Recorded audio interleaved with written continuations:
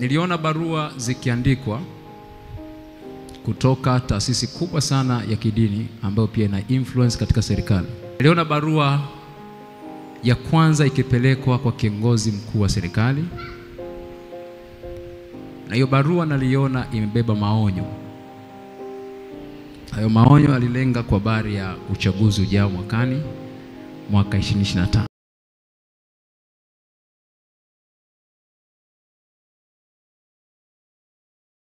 Kama amani inapatikana kweli kwa kurudi mezani, kwa maana hiyo wote waliokamatwa kwa kudai haki, wakiwemo viongozi wa vyama vya kisiasa, waachiwe haraka na bila masharti, na wengine wasikamatwe wala kusumbuliwa, na pia mihimili isiingiliwe. Sasa barua ya kwanza ilikuwa imebeba maonyo. Baada ya hapo ikafuata barua ya pili.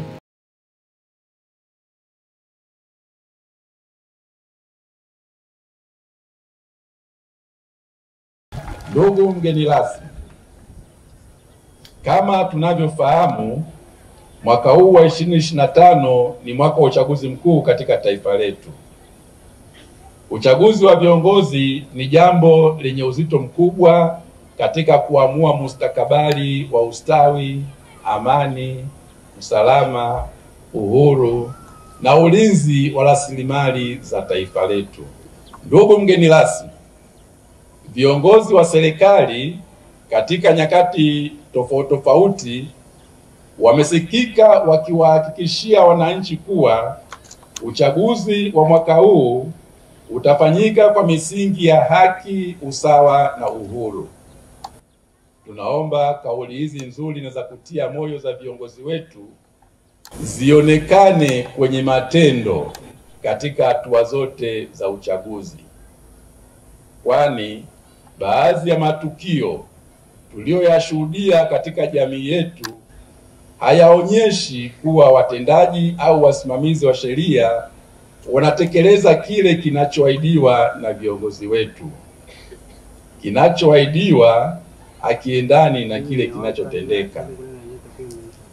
Ndugu mgeni rasmi, kwa muda mrefu kumekuwa na sauti zinazotaka katiba na sheria zinazosimamia uchaguzi katika nchi yetu zifanyiwe marekebisho au maboresho ili ziendane na hali halisi ya demokrasia ya vyama vingi katika nchi yetu.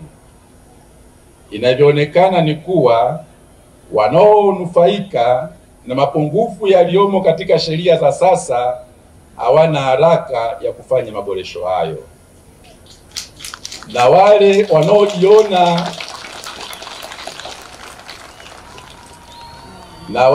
wanaojiona wanaathirika na mapungufu hayo ndio wanaopaza sauti kutaka kufanya mabadiliko ya katiba na sheria za uchaguzi.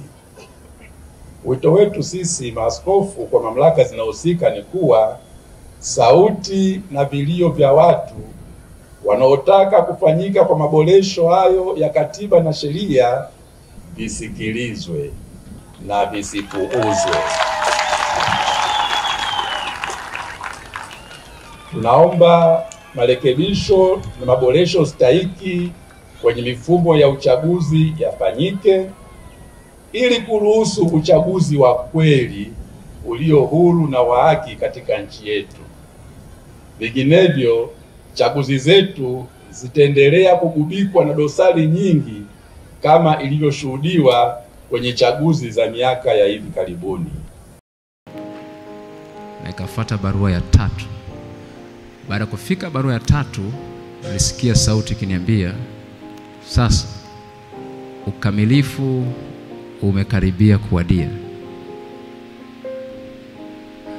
Unajua kuna barua za appreciation na kuna barua za nini? Za maonyo. Wale msiofahamu, the fact kwamba unamwona mtu amesimama kwenye kiti cha mamlaka, kuna mtu nyuma yake aliyempa authority ya kuikalia hicho kiti. Whether unamjua ama mjui, ndivyo ilivyo. Bwana asifiwe sana.